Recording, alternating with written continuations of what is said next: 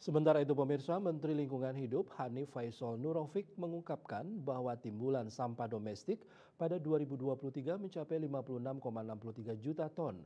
Namun tingkat pengelolaannya baru menyentuh angka 30 persenan, tepatnya 39%. Dengan kata lain, 60 persenan dari total sampah masih belum dikelola dengan baik.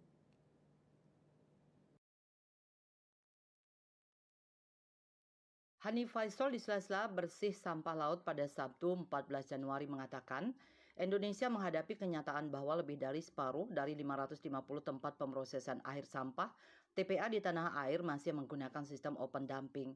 Padahal sistem ini telah dilarang berdasarkan Undang-Undang Nomor 18 Tahun 2008 tentang pengelolaan sampah.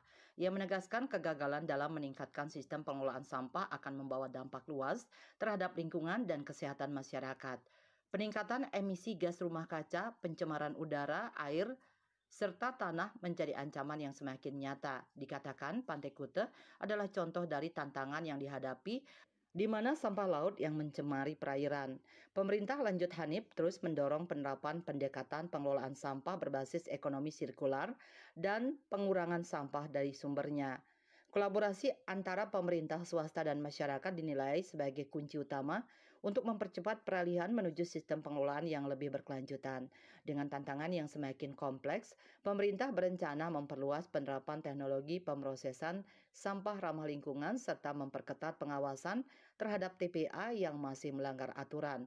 Tanpa langkah konkret, ancaman terhadap ekosistem laut dan kualitas hidup generasi mendatang akan semakin besar. Sosialisasi dan edukasi publik juga diharapkan dapat meningkatkan kesadaran masyarakat terhadap pentingnya pengelolaan sampah yang bertanggung jawab.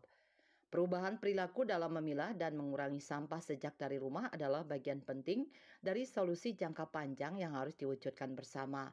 Pengelolaan sampah saat ini masih menjadi tantangan serius di tingkat global dan nasional. Berdasarkan laporan Global Waste Management Outlook 2024, sebanyak 38% sampah di dunia belum dikelola dengan baik. Hal ini berdampak signifikan terhadap perubahan iklim, penurunan keanekaragaman hayati, serta pencemaran laut yang terus memburuk. Parwata Bali Pos melaporkan.